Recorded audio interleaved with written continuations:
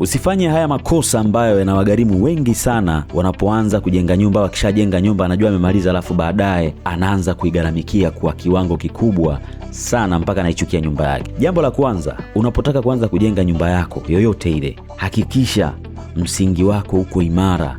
Hakikisha upo na injinia ambaye anakusaidia namna ya udongo wako umekaaje, eneo lako limekaaje, ili kuandaa mazingira ya nyumba yako ikae vizuri. Hili ni jambo ambalo wengi sana wanalipuuzia. Sasa hii ni site ambayo tulikuwa tunaifanya Kigamboni. Hii site ilikuwa ina slope. Kwa hiyo hapo kilichofanyika ni kwamba tuliandaa msingi ambao tulifunga msingi chini, tulitandika nondo, alafu tukatengenezea beam za msingi. Nazungumzia beam za msingi, achana beam za kwenda huko juu. Hizi ni beam za msingi. Kwa hiyo kulikuwa na mikanda miwili ya kufunga huo msingi. Kulikuwa na chini kabisa tuweka nondo, alafu juu tuliweka nondo baada ile kufunga kiuno, yani msingi ule kufunga, tuliweka beam, alafu tulikuwa tumeshasuka nondo mara mbili, chini kabisa alafu na juu. Kwa ilimwagwa zege chini, alafu ikaja kumwagwa zege kwenye kiuno. Ndugu, kihitaji nyumba yako iliyo bora, usisumbuke tena, isitokee hata crack isionekane. Tutafute kufanyia kitu kizuri, ufurahie na nyumba yako ikiwa na ubora mkubwa sana.